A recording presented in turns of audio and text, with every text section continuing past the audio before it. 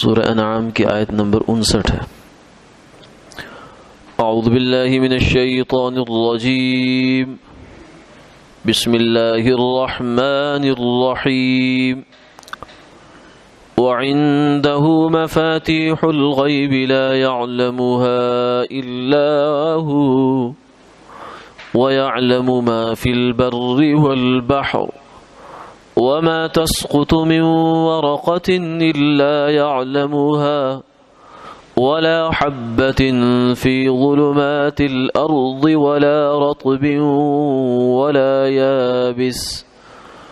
ولا يابس إلا في كتاب مبين۔ صدق اللہ العظیم۔ اور اسی کے پاس کنجیاں ہیں غیب کی، اس کے سوا انہیں کوئی نہیں جانتا، اور وہ جانتا ہے جو کچھ جنگل میں ہے اور دریا میں ہے، اور کوئی پتا نہیں جھڑتا مگر وہ اس کے علم میں ہے، اور زمین کی تاریکیوں میں اندھیروں میں کوئی دانہ نہیں، کوئی ہری اور خشک چیز نہیں مگر وہ سب کتاب مبین میں ہے۔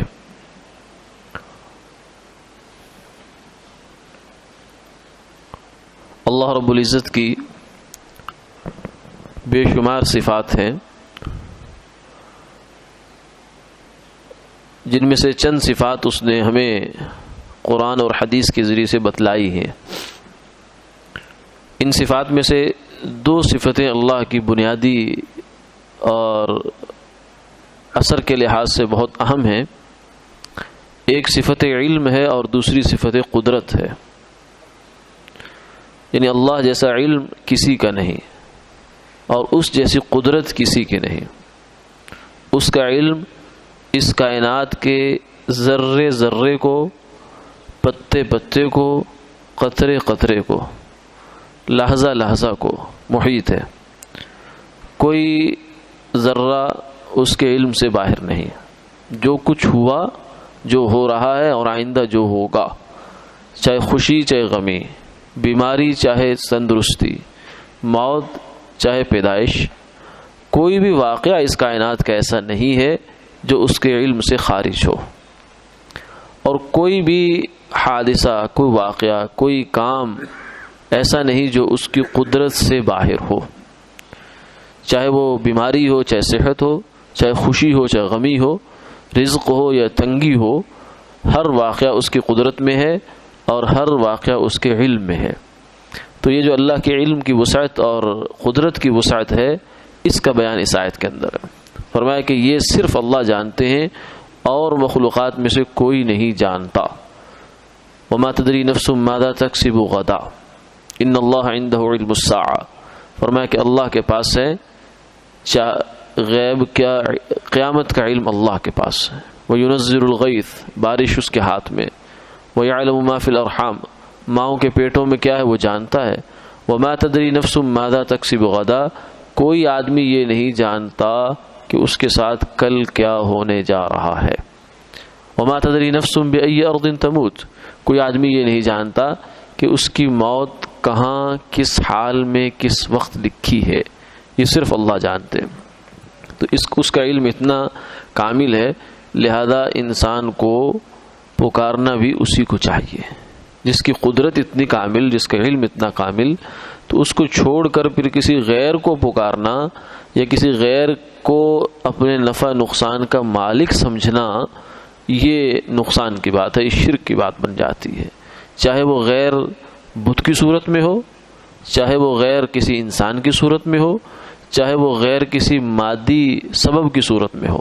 جیسے اسباب طبیعیہ ہیں اس کائنات کے اندر، فزیکل جو کازز ہیں، ان کو اگر انسان خدا سمجھ لے، یعنی یہ سمجھے کہ یہ سبب پایا گیا تو نتیجہ بس پایا گیا، خدا کو بیچ میں سے غائب ہی کر دے سرے سے، تو یہ بھی شرک کے درجے تک لے جانے والی بات بن جاتی ہے۔ یعنی خدا کو بیچ میں سے مؤثر سمجھے ہی نہیں ہے۔ مشرکین مکہ کا یہ عقیدہ تھا کہ وہ سمجھتے تھے کہ اللہ تعالیٰ بس اس کائنات کو بنا کے فارغ ہو لیے۔ یہی حال آج کل کے جو حکماء یا سائنسدان تھے ان کا یہ ہے کہ وہ کہتے ہیں کہ یہ کائنات کو بنایا ہوگا بنانے والے نے، لیکن اب یہ کائنات یونیورسل لاز ہیں ان کے تحت چل رہی ہے، بس وہی اس کے اندر مؤثر ہیں، گویا کہ خدا نے بٹن دبا کر اب فارغ ہو کے بیٹھ کے، نعوذ باللہ من ذالک۔ جبکہ صحیح مسلمان کا عقیدہ یہ ہے اور حقیقت حال یہ ہے کہ اس کائنات کا ایک ذرہ بھی اللہ کے قدرت اور اذن کے بغیر دائیں بائیں نہیں ہو سکتا۔ ایک ہمارے دل میں اٹھنے والا ایک خیال، ہمارے جسم میں پیدا ہونے والا ایک جرثومہ، کوئی تھوڑی سی رطوبت، کوئی کسی قسم کا جراثیم جو پیدا ہوا یا کہیں سے اٹھ کر آیا، کہیں آگے اٹھ کر گیا، ہوا میں آیا، کھانسی میں آیا، ہاتھ پہ آیا، ناک پہ لگا، کہیں بھی لگا، یہ اللہ کی قدرت سے باہر نہیں ہے، یہ اس کی مشیت کے تابع ہے۔ اگر اس کی طرف سے اذن ہوگا تو وہ مؤثر ہوگا، ورنہ نہیں ہوگا۔ یہ جو اسباب دنیاویہ ہیں یہ اصل میں اللہ کے امر ہے۔ جس سبب کے اندر اللہ کا امر موجود ہوتا ہے وہ سبب مؤثر ہو جاتا ہے، جس کے اندر امر موجود نہیں ہوتا وہ سبب غیر مؤثر ہو جاتا ہے، وہ باوجود سبب ہونے کے اس سے وہ کام نہیں ہوتا۔ جیسے ایک واقعہ مشہور ہے کہ جالینوس حکیم تھا بہت بڑا، اس کے پاس ایک خاص دوائی تھی پیٹ کے مرض کی، لیکن اس بیچارے کا اسی میں اس کی بڑی مہارت تھی، اس کا خود انتقال اسی بیماری میں ہوا ہے۔ یہ اللہ تعالیٰ دکھاتے ہیں کہ شفا میرے ہاتھ میں، وَإِذَا مَرِضْتُ فَهُوَ يَشْفِينِ۔ ابراہیم علیہ السلام نے فرمایا کہ جب میں بیمار ہوتا ہوں تو وہی شفا دیتا ہے۔ ڈاکٹر حضرات نے لکھا ہوتا ہے دوا ہم دیتے ہیں، شفا اللہ، شفا اللہ کے ہاتھ میں، ڈاکٹر کے دوائی کے اندر نہیں ہے۔ تو وہ بیچارے کا انتقال اسی میں ہوا۔ اس کے شاگرد اس کی عیادت کے لیے گئے تو جا کر پوچھا کہ ہاں جی کیا حال ہے؟ تو کہنے لگا بہت حال خراب ہے۔ کیا ہوا؟ پیٹ چالو ہے۔ انہوں نے کہا جی آپ تو بڑی مؤثر دوا بناتے تھے، لوگوں کو بہت فائدہ ہوا اس دعا سے، تو وہ نے کیوں نہیں استعمال کی؟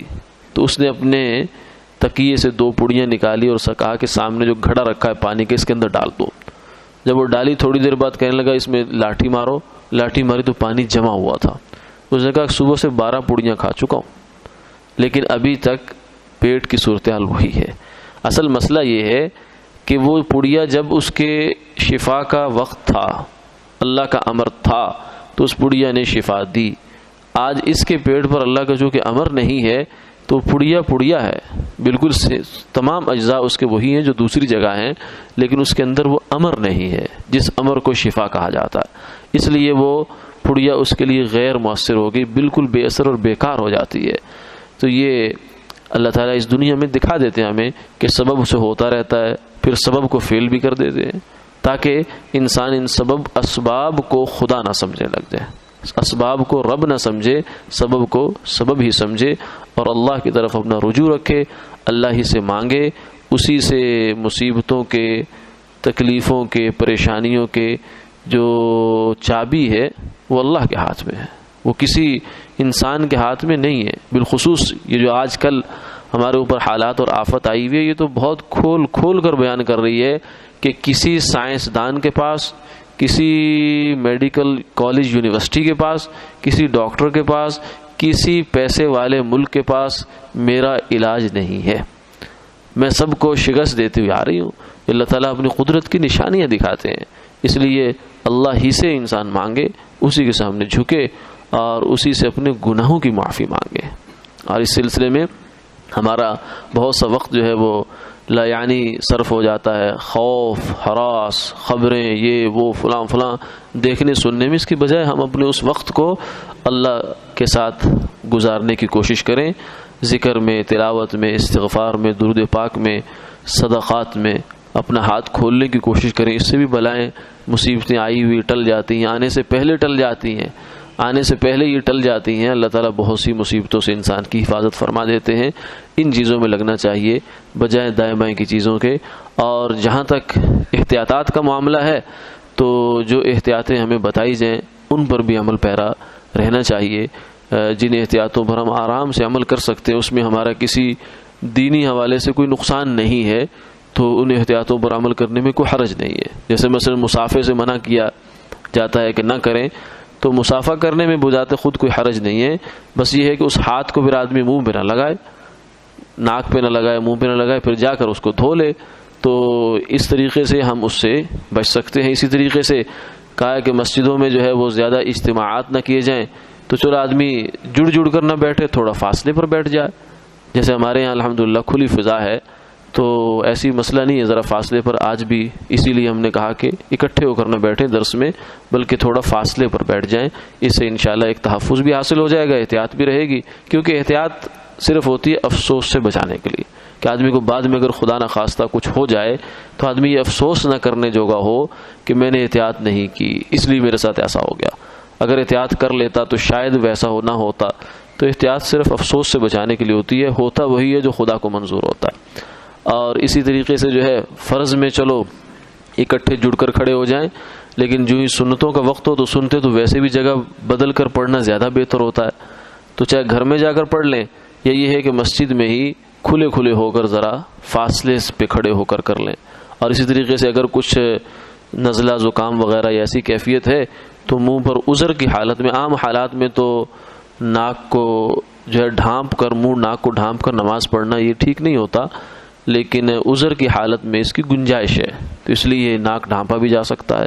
کھانسی آئے، چھینک آئے تو کوشش کریں کہ کپڑے میں یا کسی بھی ایسے طریقے سے کہ جس کا ضرر دوسروں تک نہ ہو اور ہماری وجہ سے کسی مسلمان کے لیے کوئی آزمائش کی صورت نہ بن جائے.